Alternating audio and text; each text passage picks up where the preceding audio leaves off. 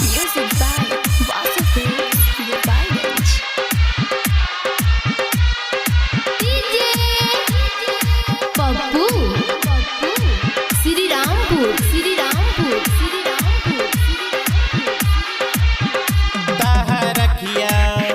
ताहरखिया लागेला मैं खाना बच के रहना त पीली दीवाना या हो ताहरखिया लागेला मैं खाना बच के रहना त पीली दीवाना जब केहू के पर जइबू पाले केहू जाई नहीं मदिराले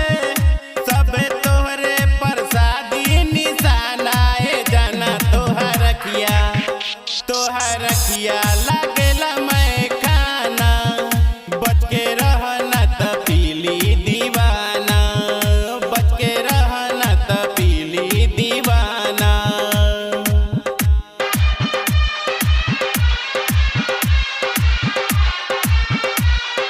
DJ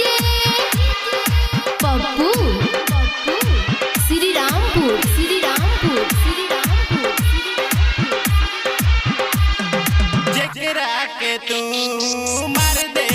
गोरी अपना जवानी के डंके हो या हो जेकरा के तू मार दे गोरी अपना जवानी के डंके हो खोदी है हो से हो के बेहोश खोदी है हो से हो के बेहोश राजा होई चाहे रंग के हो बाड़ू लाखों में एक नमूना देख के दिल में दुख होला दूना तहर दहिया के देखी खजाना तोहरखिया लागेला मैं खाना बच के रहना त पीली दीवाना बच के रहना त पीली दीवाना सारा ही काम से श्री भगवान जी आपन ध्यान हटाई के हो या हो सारा ही काम से श्री भगवान जी आपन ध्यान हटाई के हो धरती पे भेजले बाड़े करे जा धरती पे भेजले बाड़े करे जा हमरे लातों के बनाई के हो सारा दहिया के सच हूँ सजावट आगे पीछे के सगरो बनावट लागतावे ए रानी का दिलाना जाना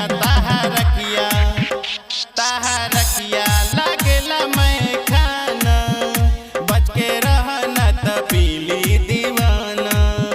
बच के रहना त पीली दीवाना सूरत के मूरत तू खूबसूरत सब कर बाड़ू जरूरत हो या हो सूरत के मूरत तू खूबसूरत बाड़ू तू सब कर जरूरत हो निकी रिसु अचानक हो तो से अतुल पीयूष सजनक हो तो से मिलेला निकले मुहूर्त हो बाबा जी से हो पतरा देखा के खूबे नीमन से जतरा बना के तोहर भोग लगई है रोजाना जाना तोहरखिया लागेला मैं खाना बच के रहना त पीली दीवाना बच के रहना त पीली दीवाना Mixed by Vasu Films Digital Recording Studio, Gopalganj.